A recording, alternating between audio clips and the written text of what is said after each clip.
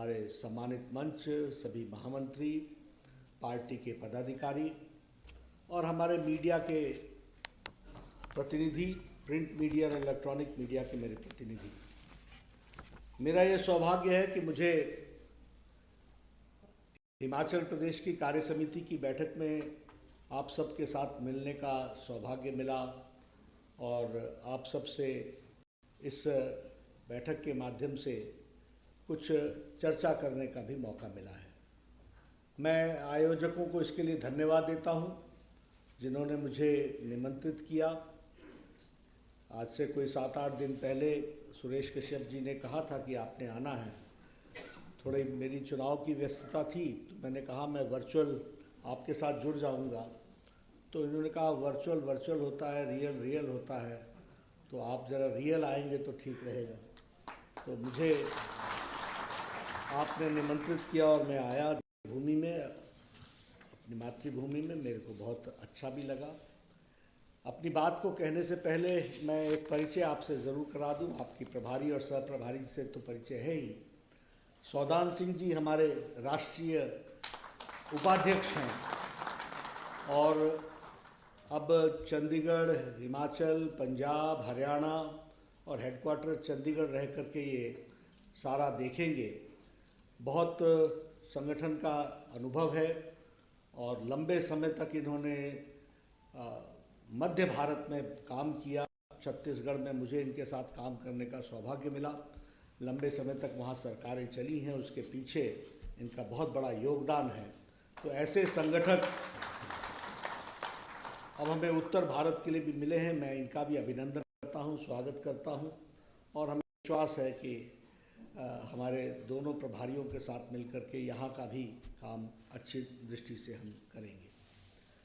मित्रों, हमारे सुरेश कश्यप जी ने आपके सामने बहुत सी बातें कही और उन्होंने हिमाचल में, देश में, पार्टी में, सरकार में किस तरीके से एक हम विकास कर रहे हैं, विकास के साथ साथ पार्टी आगे बढ़ रही है, सरकार में अच्छे काम हो रहे हैं, इसका उन्होंने एक विवरण आपके सामने रखा। मैं बैठा बैठा सोच रहा था कि चुनाव पे चुनाव जीत रहे हैं, जहाँ भी किसी को खड़ा करते हैं वो चुनाव जीत के आया हुआ होता है। अभी परिचय कराया गया। पंचायती राज में आपने बहुत अच्छी सफलता हासिल की और लक्ष्य भी आपने बहुत अच्छा तय किया। ग्राम सभा से विधानसभा, एक लंबी यात्रा, उसका भी रोड मैप आपने खींचा। तो मैं सोच रहा था कि ये हौसला, ये बुलंदी, ये हर्षोल्लास, ये महत्व, ये इस तरीके का वातावरण किसी और पॉलिटिकल पार्टी का क्यों नहीं हो रहा है? आखिर वो भी तो चाहते होंगे।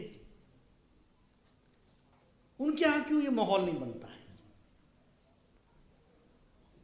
मित्रों, उसका मूल कारण हमको समझना चाहिए। और मैं कई बार कहता हूँ कि आप सब लोग, हम सब लोग जो इस पार्टी में आए हैं, अपने आप को खुशनसीब समझो कि तुम सही जगह आए हो। इस बात को हमको समझना चाहिए। परिवार ही उनकी पार्टी हो गई। मैं कहना नहीं चाहता, मेरे से कहा गया कि हम इसका फैसला कैसे होगा। बोले हमारी पार्लियामेंट्री बोर्ड तय करेगी। मैंने कहा कौन है पार्लियामेंट्री बोर्ड? बोले मेरे चाचा। और मैंने कहा कौन कौन है? मेरे भाई। और कौन है? मेरा ताया। ये उनकी पार्लियामेंट्री बोर्ड। आप जम्मू कश्मीर से लेकर के नीचे तक एक बार नजर दौड़ा के देखो, सारी राजनीतिक दल परिवार की पार्टियां हो गई। पीडीपी उठा लो, नेशनल कॉन्फ्रेंस उठा लो, आप बाकी पार्टियां उठा लो, हरियाणा की पार्टियां उठा लो, जिसको उठाना, जो उठाना है उठा लीजिए। सारी पार्टियां ऊपर से नीचे तक परिवार की पार्टी। और हमारे यहां पार्टी ही परिवार है। इस बात को हमको समझना चाहिए।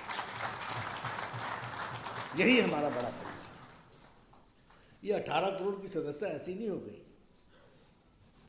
मैं दावे से कहता हूं कि कोई चाहे भी कि 18 करोड़ सदस्य बना ले, ताकत ही नहीं है किसी में कि कोई ताकत 18 करोड़ बना सकता है।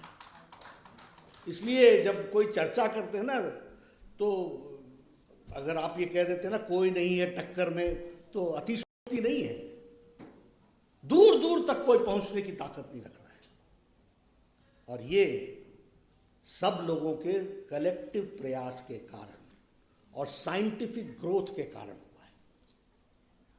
बहुत बार आपको हम फैसले बहुत पसंद नहीं आते, लेकिन जिस तरीके से कुम्हार घड़े को गढ़ने के लिए ठोक ठोक के सारी चीजें बराबर करता है, उस तरीके से गढ़ी जाती है पार्टी। तब यह परिस्थिति आती है कि 18 करोड़ हमारा सदस्य संख्या होती है और कोई नहीं होता हमारे सामने जो हमारे से मुकाबला करे। तो इसको भी हमको समझने की जरूरत है। हम एक विचार लेकर के चले हैं, सांस्कृतिक राष्ट्रवाद, और उस सांस्कृतिक राष्ट्रवाद को हमको आगे बढ़ाना है। वो हमारे उद्देश्य है जिसके साथ हम जुड़े हुए हैं। आपको याद होगा 80 के दशक में जो हमारे पुराने कार्यकर्ता जितने हैं, हम लोग को हंसते हंसते लोग बोल देते, what is your economic model? तो नड्डा, तुम्हारे लोगों को तो कोई इकोनॉमी है ही नहीं, तुम लोगों को तो कुछ आर्थिक जगत की जानकारी नहीं है। और 4 कॉमरेड इकट्ठे होते थे और दास कैपिटल से शुरू करते थे और हमें समझाने लगते थे कि इकोनॉमिक्स क्या होती है। हम उन दिनों बोला करते थे कि एकात्म मानववाद, इंटीग्रल ह्यूमनिज्म, तुमको पेट ही नहीं होता, पेट के साथ मन, बुद्धि, आत्मा, इंटेलेक्ट, ये सब की जब तक शांति नहीं होती और सारे समाज की जब तक शांति नहीं होती तब तक समाज आगे नहीं बढ़ता, देश आगे नहीं बढ़ता। This is our economic model, जो हमने उस समय कहा था। ये हमारा इकोनॉमिक मॉडल है। अंत्योदय, अटल जी की सरकार हो, चाहे हमारे उस समय के केंद्रीय मंत्री शांता कुमार जी हो, अंत्योदय अन्न योजना, ये फ्री डिस्ट्रीब्यूशन की बात, गरीबों तक अनाज पहुंचाने की बात, ये उस समय शुरू हुई, मजबूती प्रदान की गई। हमारे धूमल जी के कार्यक्रम चले जब ये यहाँ के मुख्यमंत्री बने प्रदेश सरकारों में, अंत्योदय, अंत का उदय, सबसे अंत में खड़ा व्यक्ति का उदय, ये इकोनॉमिक मॉडल था। और उसी का विस्तार हुआ सबका साथ, सबका विकास, सबका विश्वास। हमारी सारी स्कीम्स को आप उठा करके देख लीजिए, सारी स्कीम में सबका साथ है। सड़क बनती है तो किसी एक समुदाय के लिए नहीं बनती, पानी आता है तो किसी एक समुदाय के लिए नहीं आता, स्कूल बनता है किसी एक समुदाय के लिए नहीं होता, सबका साथ, सबका विकास। आयुष्मान भारत जाति के आधार पर नहीं दिया जा रहा है, उज्ज्वला योजना जाति के आधार पर नहीं दिया जा रहा है, कम्युनिटी के आधार पर नहीं दिया जा रहा है, सबका साथ। जो गरीब है, जिसको जरूरत है, 8 करोड़ दिया, 9 करोड़ देने का लक्ष्य बना लिया। यही सरकार यूपीए की थी ना, 9 सिलेंडर देंगे या 12 देंगे, इसमें से कितनों पर रिबेट मिलेगा, किस पर सब्सिडी छूटेगी, ये करते थे।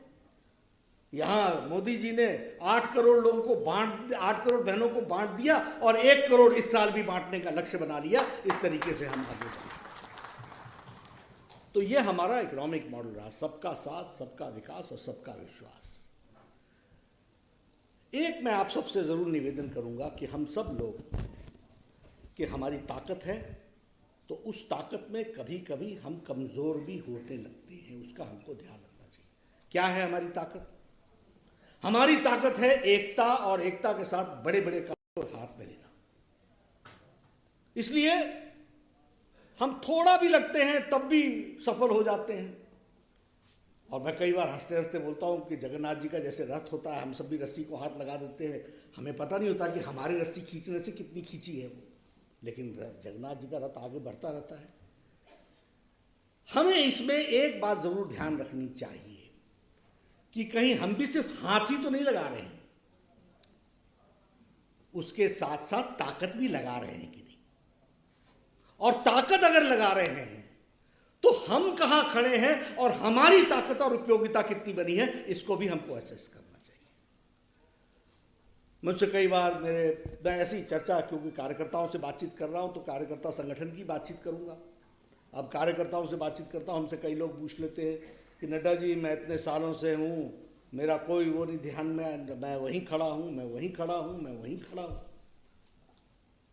तो मैं फिर कई बार पूछ लेता हूं कि भाई आप कुछ आगे बढ़ने के लिए कहीं ऐसा तो नहीं कि आप अकेले ही चलते रहे हो इस यात्रा में, किसी को साथ जोड़ा ही नहीं है। इसलिए सेल्फ असेसमेंट, सेल्फ अंडरस्टैंडिंग, ये हमको दिन प्रतिदिन अपने विकास के लिए करते रहना चाहिए। तभी आप कंट्रीब्यूटरी बनोगे ना पार्टी में। आपके चलते पार्टी को कितना मजबूती मिल रही है, इसको समझना होगा ना। इसलिए हमको योग्यता, ये कई बार हमको कार्यकर्ता मिल जाते हैं। मैं ऐसी चर्चा कि अब हमको समझाने की उम्र आ गई क्या? मित्रों, अंत समय तक, अंतिम सांस तक सीखना हमारा धर्म है, और उसी के तरीके से हम रेलेवेंट पॉलिटिकली होते हैं। इस बात को हमको समझना चाहिए।